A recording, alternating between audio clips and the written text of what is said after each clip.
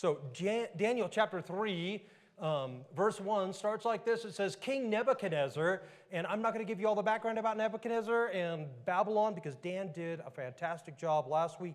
But the great thing about this story, even if you don't know any of the background, you'll figure out all these details as we plug along. So King Nebuchadnezzar, he's a Babylonian king. He made an image of gold 60 cubits high and 60 cubits wide, and he set it up on the plain of Dura in the province of Babylon.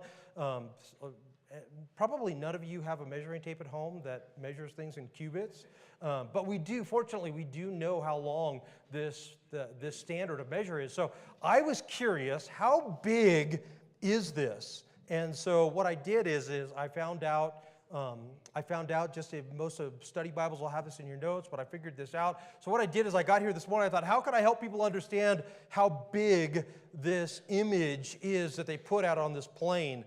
So what I did is I went up to the sound room with Dave this morning, and we took a measuring tape, and we measured from the ceiling down to the ground. How tall? 15 feet? 15? High? I'll do a high-low. More than 15 feet? Lower than 15 feet? What do you think? High? Raise your hand if you think it's higher than 15 feet. Yeah, you'd be right. What were we at? 17 feet, Dave? Yeah, so this we know because of the standard of measure. It was actually 90 feet tall, so 5 times the height of our ceiling, and you get just about the right height. Or another way to think about this is I had Charlie and I don't know, who helped? Dylan. You guys took a measuring tape, and I said, I'm just curious, how far is it from the front of the stage to the tables in the back? And guess what? It's 90 and a half feet. So if you took basically from here to the back and you stood it up, that's how big and how wide this tower was. And a lot of people go, that's just crazy. There's no way that they had the engineering and the ability to do this. But you go back to the very beginning of the book, in the first 10 chapters, we find out that, guess what they were doing right away? As soon as civilizations were organized, they were building towers, and in Babylon, because it's called the Tower of Babel, and they were reaching to the sky. They were always invested in this project. And you go back even into Egypt, you find out everybody was doing this. And so this is in Rome today. They transported this tower. It's 105 feet tall, and it's from one of the pharaohs. And you see a picture of the pharaoh that it represented there. So this was like not a, it might seem, I want to remind you, sometimes we read stuff like this in the Bible and we think, that's outrageous. It's not at all, actually. In history, it's not hard at all to verify that people were doing these things and building things like this all the way back, like that one was built in the 15th century BC. All right, story goes on to say, so verse 2, he says, he summoned the satraps, the prefects, the governors, the advisors, the treasurers, the judges, the magistrates, and all the other provincial officials to come to the dedication of the image he had set up. Now notice this, we don't really know what this tower represented. We don't know if it was him or some national identity. We have no idea what it actually looked like. We just know how big it is. And that list of people, which actually, if you read through this, I kind of shortened it up in places because they repeat this list several times. All it's saying is every stinking important person that had any oversight in their massive, biggest single country in the world at that time in the ancient Near East. They brought all the leaders there. So this is a big hubbub. National celebration. 4th of July on steroids. Everybody in one place to do this. Verse 4 says, then the heralds loudly proclaimed, nations and people of every language, this is what you're commanded to do. We find out not only are all the provincial officials there, but we've got all the people. This is like the 4th of July. This is a huge celebration. Everybody is out there. That's why they do this out on this plain. It's the only way you could get all these people to show up for this. And he says, so this is what you're supposed to do. As soon as you hear the sound of the horn, the flute, the zither, the lyre, which is an instrument, not a person, although some people have called me a liar as well, the harp, the pipe, and all kinds of music.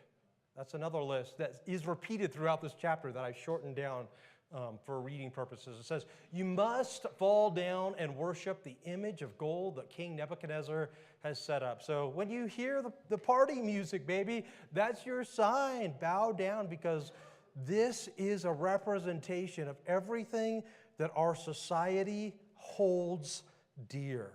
and we are grateful and thankful to all that it represents, right?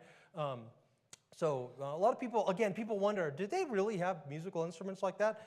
Absolutely. This is a relief that they have, that they found in Turkey that goes back a long ways. And you can see in there the musical instruments, the harp, there's a lyre, there's horns in there. Music was a big part of ancient Near East culture. So it says in verse 6, it goes on to say, this is what happens, though, if you don't participate in this public worship ceremony. Whoever does not fall down and worship will immediately be thrown into the blazing furnace. So it's not just like, hey, let's have fun. It's like everybody, it's sort of like pledge allegiance. Nobody doesn't get to pledge allegiance to Babylon and the Babylonian Empire. At this time, some of the astrologers came forward and they denounced the Jews. Now remember, we got all these Nathans, all these nations, ethnic groups gathered together, and I know it's really hard to believe that in a multicultural environment like this, there were racial divisions and people didn't all get along. Can you imagine that? Right? This is not, like the tensions that people feel in the world today aren't a new story, unfortunately. This is something that's plagued our world forever, these national rivalries. And so the astrologers, which if you were here last week, you probably heard Dan talking about Daniel, who was probably in this group of people. It says, they said to the king, so they come to the king and they make this claim. They say, may the king live forever. What a nice title, right? Kids, if you're here and you want to talk about your parents, just replace king there with parents. That's a great way to talk to your parents, right? Oh, parents, live forever. Your Majesty, you could call your parents your Majesty if you want. They won't mind. Your Majesty has issued a decree that everyone who hears the sound of music must fall down and worship the image of gold. And that whoever doesn't fall down and worship will be thrown into... So they're like, hey, we understood your instructions. That's what they're come to the king, right? We got it. We heard what's supposed to happen. However, but there are some Jews. There's this specific ethnic group of people whom you have set over the affairs of provinces of Babylon. These guys, their names are Shadrach, Meshach, and Abednego, who pay no attention to you, your Majesty. They neither serve your gods nor worship the image of gold you have set up. Nanny, nanny, Billy Goat, right? This is the brothers narking on each other to get each other in trouble, right? So apparently this hasn't come to attention. And had these guys not made this accusation, there's a good chance that this wouldn't have been a big deal. There's so many people there, that's why. But these guys, it seems like, have it out for their national rivals, right? Now, notice they're brilliant in the way they make this accusation. It's easy to miss, but if you're slow and you read this, you pay attention, notice how they make this accusation. They're not saying they don't like our country. Notice what they say.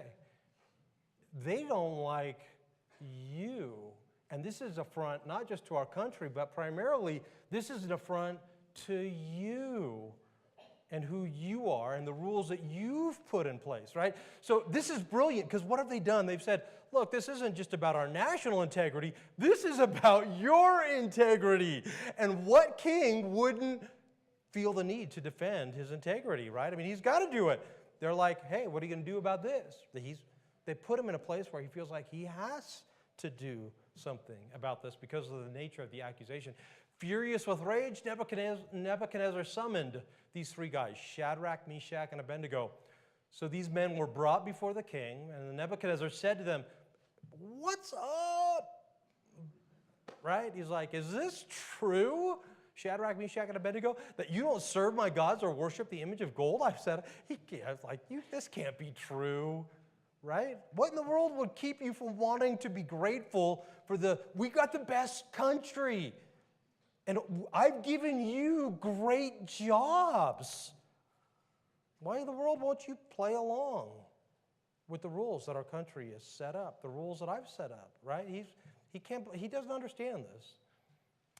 So he says, hey, in case you didn't get it, I'll remind you now when you hear the sounds of the horn, the the flute, the zither, the lyre, the harp, the pipe, and all kinds of music. If you're ready to fall down and worship the images that I've made, it's all good, baby, right? I mean, notice he's not so hardcore that he's not willing to give people a chance. This guy seems like a pretty flexible king.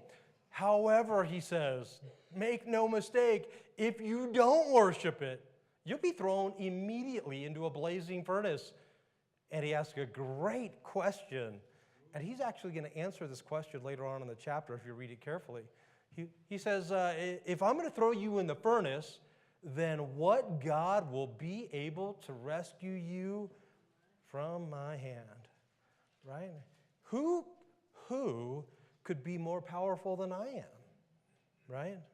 It's the question he's asking. You want to give allegiance to someone, you can give allegiance to your God, but you better do it alongside what I offer also. Don't defy me. He doesn't care that these guys worship a different God. He's just saying to them, don't you dare say that your God is better than me or my power or the gods that I represent. Right? He's like, you can believe whatever you want, but don't do that. Shadrach, Meshach, and Abednego have a great answer for him.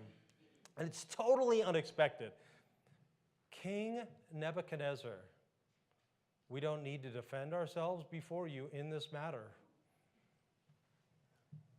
Wait a minute, your life is on the line. Who, when they're before a judge and they have the opportunity to speak up, would not want to defend themselves? What's more natural in life than when you're accused of something, who doesn't right away want to say, let me explain myself. Let me tell you why. Let me explain what's going on here. They're like, they're totally polite here. It's crazy. We don't need to defend ourselves in this matter. If we're thrown into the blazing furnace, then the God we serve, he's totally able to do what you would never believe because he can deliver us from it. And this sounds great. Talk about confidence. And he will deliver us from your majesty's hand. Now, a lot of people think that what they're saying is this kind of grandiose boast of like, hey, do whatever you want. But you know what? You're not going to get away with what you think is going to happen. But that's not really what they're saying. What they're really saying in Hebrew here is they're just saying, you may think you have ultimate power, but even if we die, that's not what represents ultimate power that will determine the course of our life. They go on to say what I think is one of the most beautiful statements in the entire Bible when they said, but you know what? Even if he does not, we want you to know. And look how polite they are. They're not hardcore, antagonistic against him. They say, Your Majesty. They've been polite through this whole dialogue, actually. It says, Your Majesty, we want you to know that we will not serve your gods or worship the image of gold you have set up. Even if it costs us our life, we have these convictions, these values, these priorities, these principles. And if you pay careful attention, you can see right out of, they got like this list, the Jewish people have a list of sort of 10 big deals. We've come to know them as the 10 Commandments. And what they're doing is they're just saying, hey, the first two on that list, you're asking us to disavow. They're just saying, we just can't do that, right? And even if it costs us our life, guess what? We're okay with that. Now, I remember when I first heard this story, and if you know the end, don't let the end of the story rob you of the power of what's going on here. I came to this story, and even though I was just out of high school, I recognized that like what they're saying makes no sense. Right? I mean, it's like, why be pragmatic? If you've got these great government jobs and probably families that you're responsible for, and remember, these guys, they didn't have a sense of afterlife like you and I do. They weren't like, hey, if we die, we're going to heaven. That's not the way these people thought about the world at all. And they're like, hey, if this is the end, then it's okay. And I want to go today, just like I did in high school, go, wait a minute, let's talk about this for just a minute. Isn't your life more valuable if you, just bow down, cross your fingers behind your back like we don't really mean it, right? Who cares? Who in the end of the day is going to care that you bow down? Because it's going to save your life. The king's going to be happy with you. You get to go back to your cushy jobs, your cushy families. Why not just go along and get along? Besides, the longer you live, the more people you'll have a chance to influence and impact and tell about God. What could be more important than telling other people about God? So just lay down your hardcore fundamental belief for a minute. Just let it go. What's really the big deal? These guys somehow, some way say, it is a big deal. And we're grateful for the jobs we have. We're grateful for this country. But you know what? We're not so grateful that when it comes to understanding who God is and what our relationship with Him is all about and based on, we just won't let go of certain things. There is a line in the sand is what they're saying.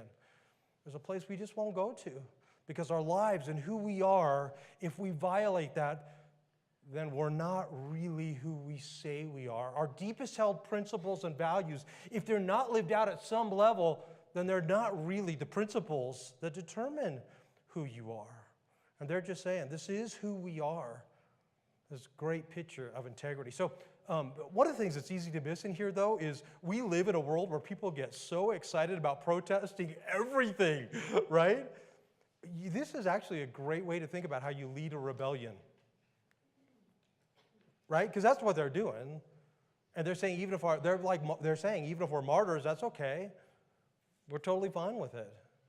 And so they're not gonna, if you don't like us, our God is better than your God, we're gonna go plant bombs near the places where you worship. Because we want you to know, and what you do is bad and evil. So we're gonna get rid of you. We're gonna take you down with us. They don't get back together and go, let's make some signs and go stand out on the street corner and wave our signs and tell everybody what a bad king he is and how he really doesn't get it. And they don't even feel like they need to go occupy a building somewhere, right? This is so foreign to the way we think about how to lead a rebellion or to make our cause known. They just go, all right, if this is the end, and that's okay. And they do it with such respect. And you know what? Think about how crazy this is. The king asks them a question. And it's a good question. What God is going to be able to save you? Do you think that they had a good answer for that? I'm sure they did. These were sharp guys, committed guys.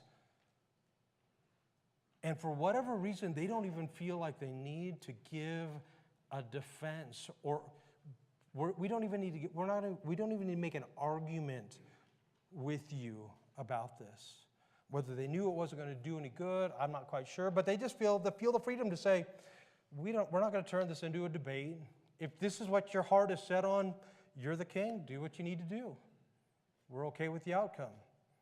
So at some level, it's almost like they realize that God is really God, and God even put Nebuchadnezzar where he is, and they're willing to say, hey, if this is what God has for us, we'll do it. Which is kind of interesting because that's actually what the New Testament teaches really clearly. Right? In Romans chapter 13 and 1 Peter chapter 2 and 3 talk about this, that God institutes authorities in the world, even when we don't like it. Don't ever think that God is in control and doesn't know exactly what he's doing. And it's almost like these guys are totally comfortable with that. Interesting, isn't it? How many of us, when you're president, whoever you want to win, you get angry because it's the end of the world. It's the end of America if so-and-so wins, right?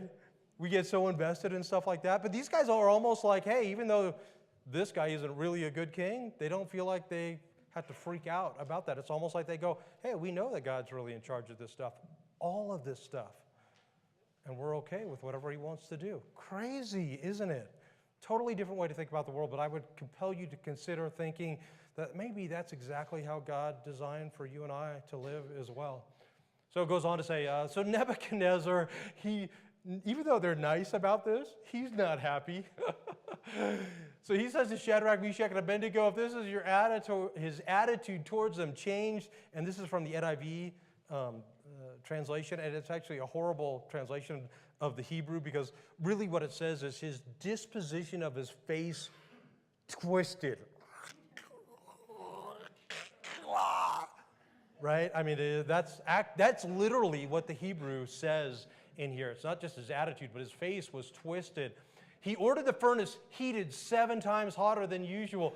It's not like they had a thermometer. The word 7 there was a word of perfection. He's just saying, turn that thing up, baby, because these guys are going for a hot bath. And he commanded some of the strongest soldiers of his army to tie up Shadrach, Meshach, and Abednego to throw them into the blazing furnace. So these men wearing, don't get any fashion ideas from the way these guys are dressed, okay? So in their robes, their trousers, their turbans, and other clothes, they were bound and thrown into the blazing furnace.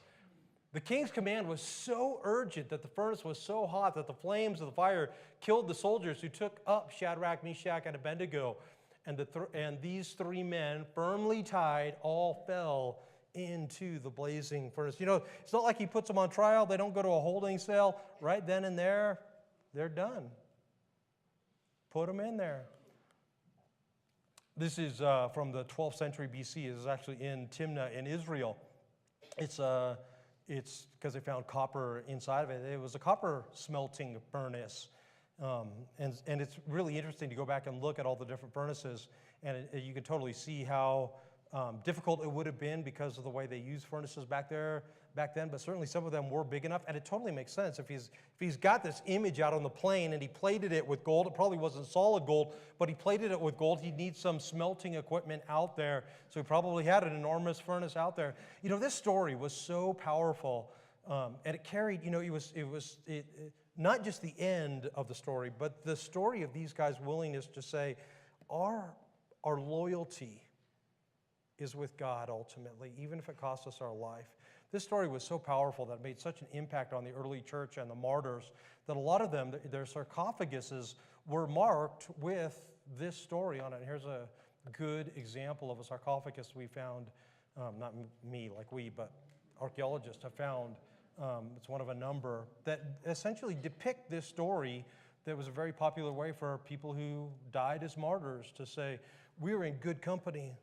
Other people had gone before us that stood up for their faith, that were willing to pay the ultimate price because their allegiance ultimately was with God and nothing else.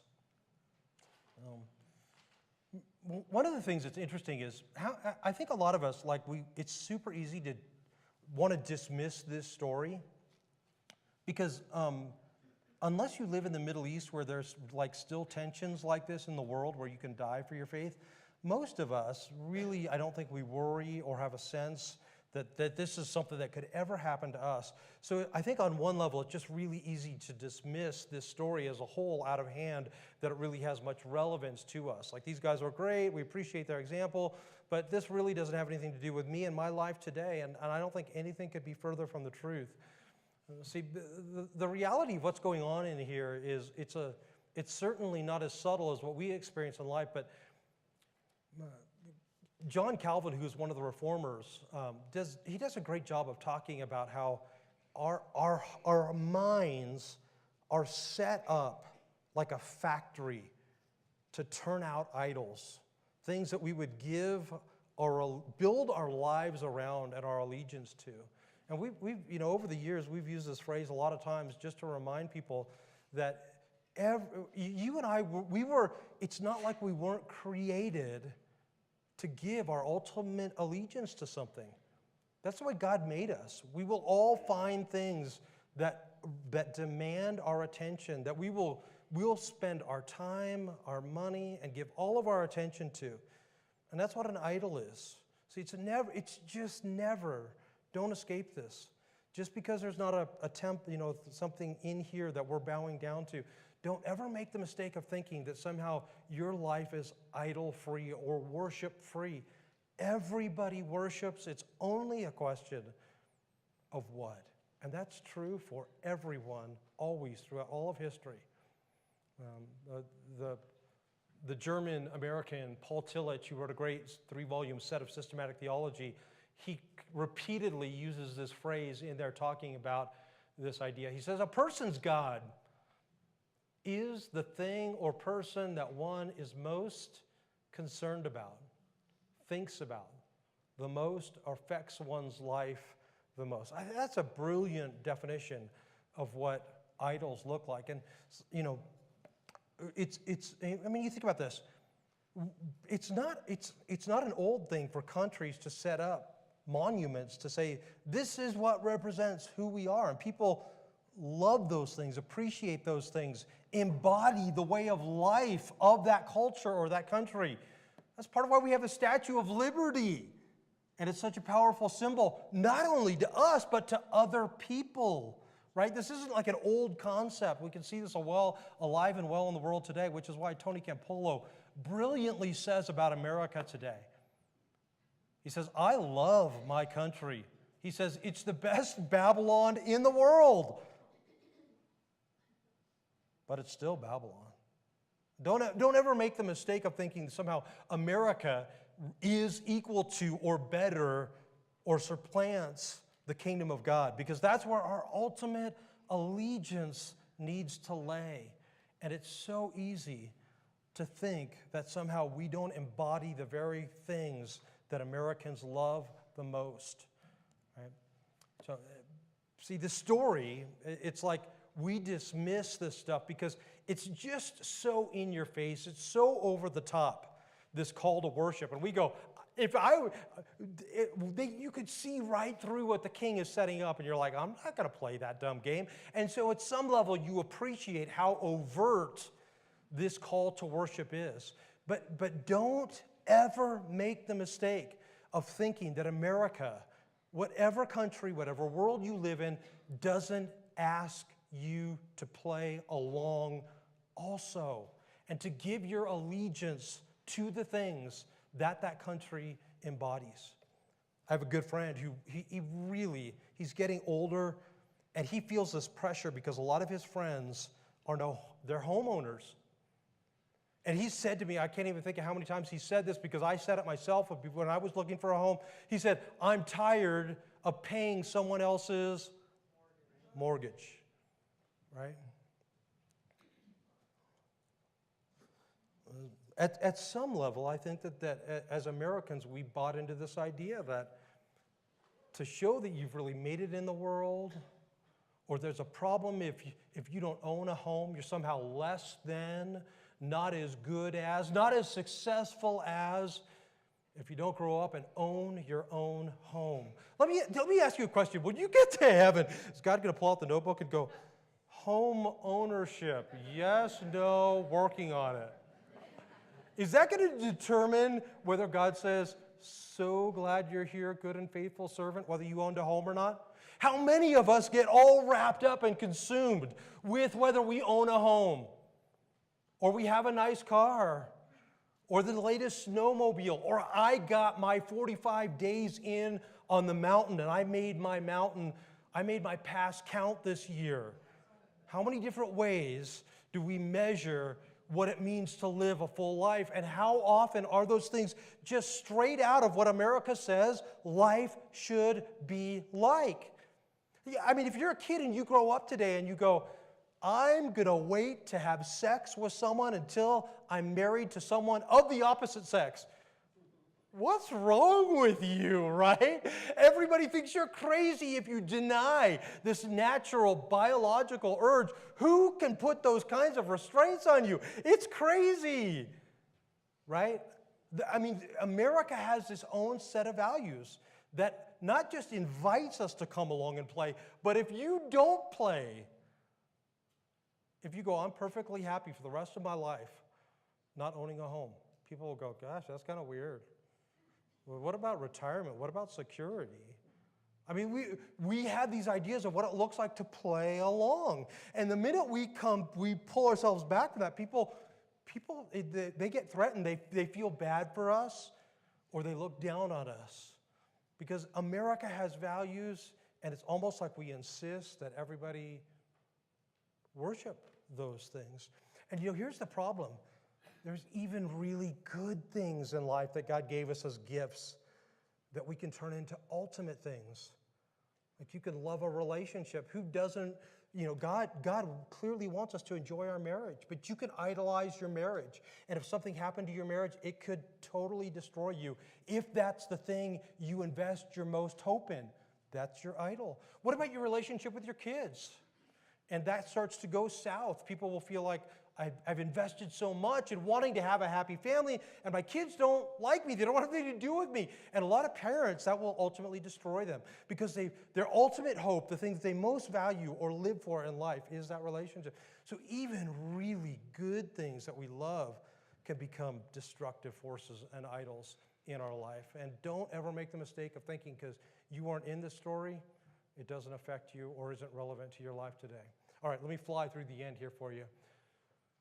In the Masoretic text, there's a break here because it wants you to wrestle with the fact that this very well could be the end of the story. These guys are dead, gone, burned up. That would be the natural thing we would assume. And in fact, that is what we really ought to assume. Because for the most part, when you look at human history, when people over and over again were martyred, they said, no, we're not going to play along, and they ended up paying the consequences.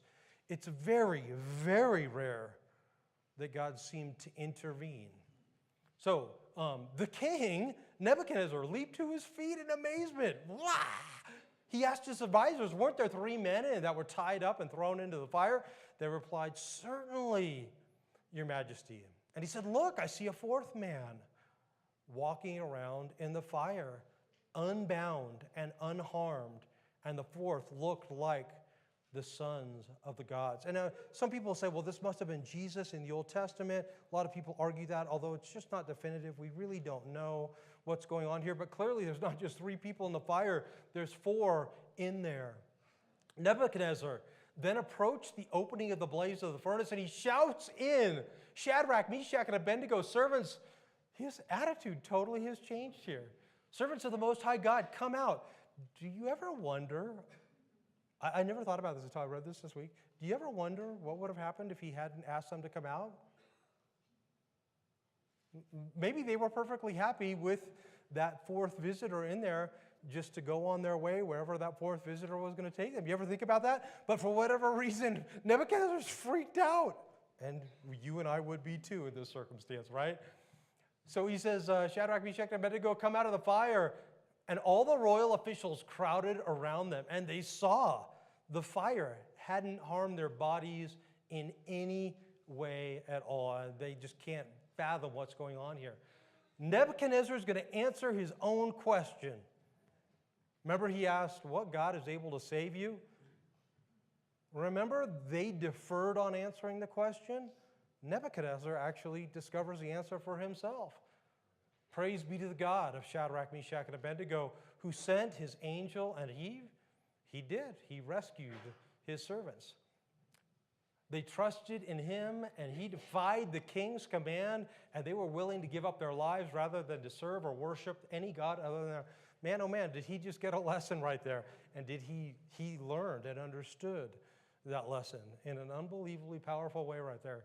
Verse 29, therefore I decree that the people of any nation or language who say anything against God, the God of Shadrach, Meshach, and Abednego, be cut into pieces and their houses be turned into rubble, for no other God can save in this way. He's clearly astounded by this. Don't ever get the impression that he somehow has become a believer in God. But all he's done is he's just saying, you know what? Maybe this pillar and all that we represent and think is cool in life, maybe there is something else that is as good or more powerful. He's just giving their religion equality amongst the other ones in the country.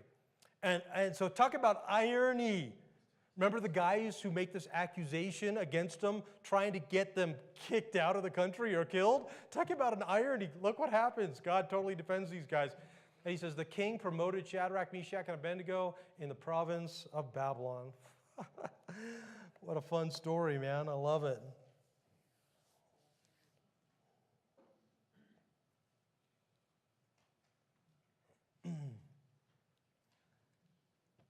you know,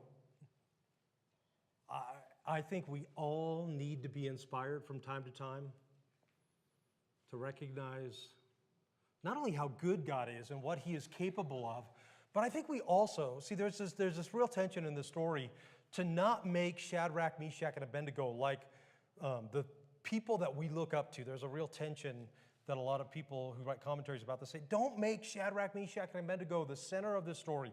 But there's this real tension that I think that having examples, not because they lived, but because they were willing to die. And they were willing to say, we've got a set of values and principles, and that's just how we're going to live our lives no matter what it costs us. And I think that, dang, that's awesome. I love it. I love it. Because so much, I look at my own life, and I just see so many places where I should have stood up, and I look back and I'm disappointed in myself because I did cave or compromise, that I love this story, that there are people that do get it, and it inspires me because I love God, and I love who he is, and I love what he's done for me, and I really do, in my bones, trust that he will vindicate me. And I'm not talking about vindication because he's going to release me from the fires that I will go through in life, but that I will make it through, because this is not all life is. We were made for eternity.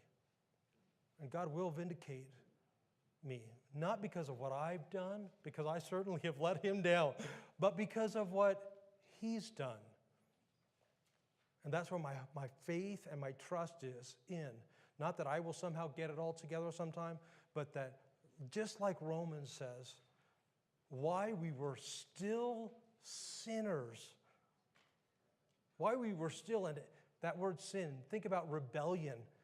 Even though we were still in rebellion against God in so many ways, Jesus died for us. It's not like he went and, you know what?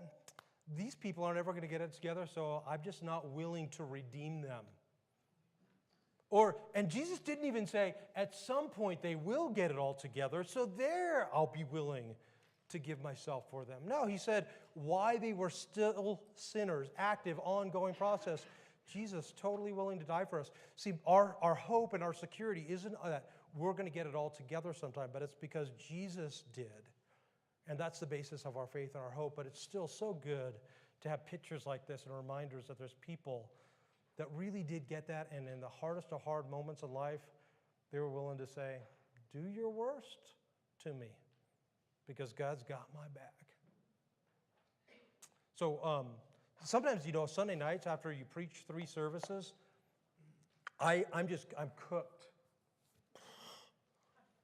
And I realize it's probably not even good for me just to go home, because I probably will be of less value than good to my own family. And so just to decompress,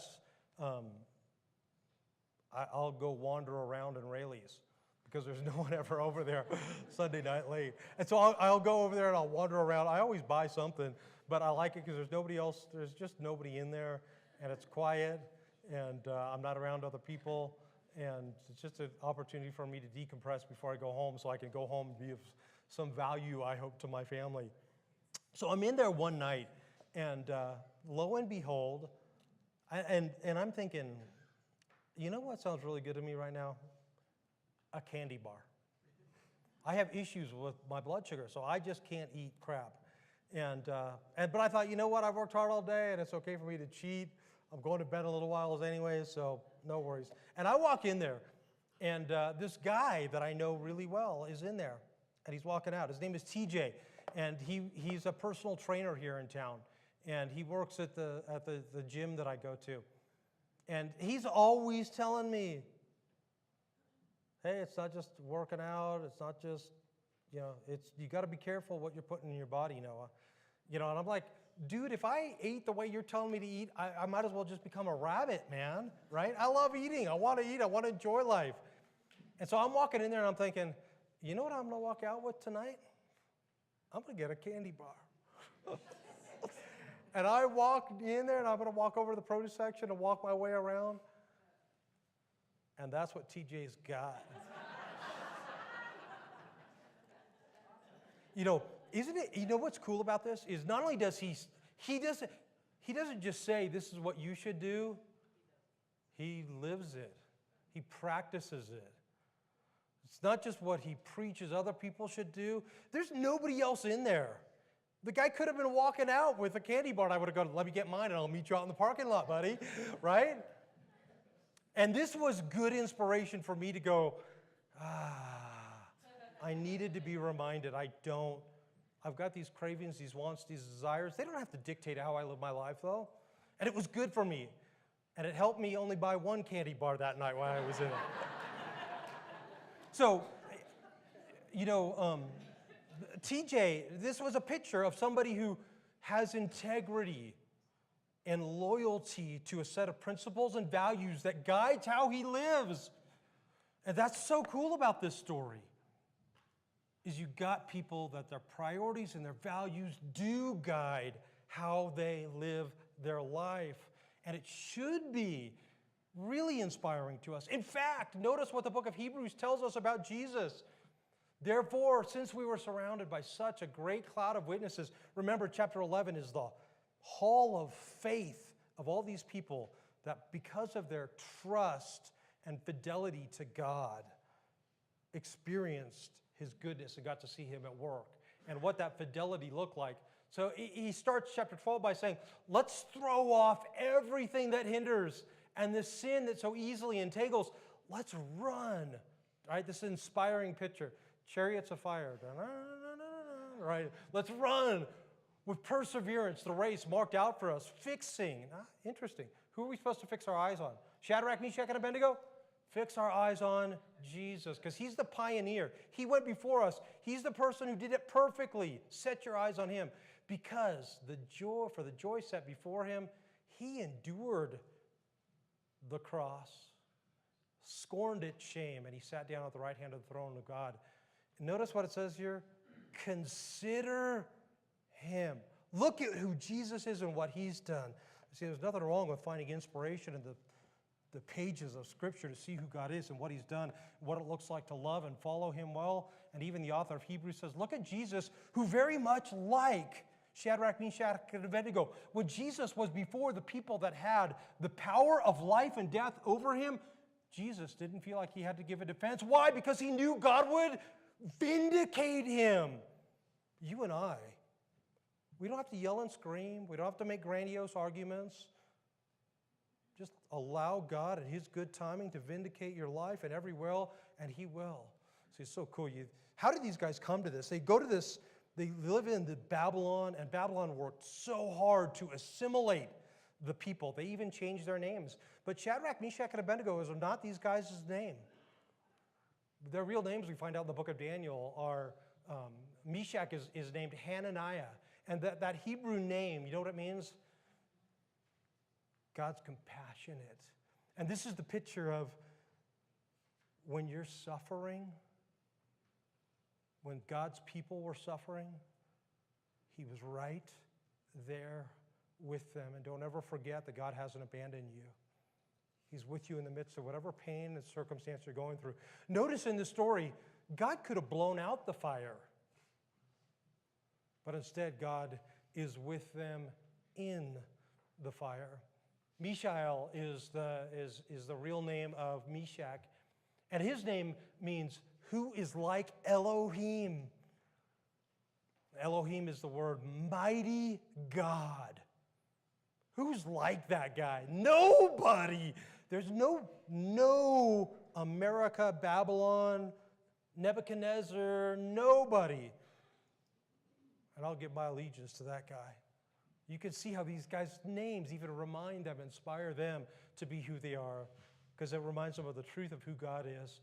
Azariah, who is Abednego, and his name means, of all things, God rescues. Fix your eyes on Jesus, who is the author and perfecter of your faith, who will vindicate you in the end and see you through whatever fires you may go through. And he will see you through them and welcome you into eternity if you lay your trust in him and who he is and what he's able to do for you. Father, thanks for what an amazing story. God, we all need from time to time, we need inspirations, we need reminders of what loyalty and living with conviction really looks like. So thanks for the opportunity to be able to do that this morning. God, most of all, thanks for the reminder that you're with us in all of the fiery furnaces that we face in life, and that you will see us through all of them into eternity. Not because we get it all together, but because of who you are and what you did for us. And because of that, we always give you thanks. In Jesus' name, amen.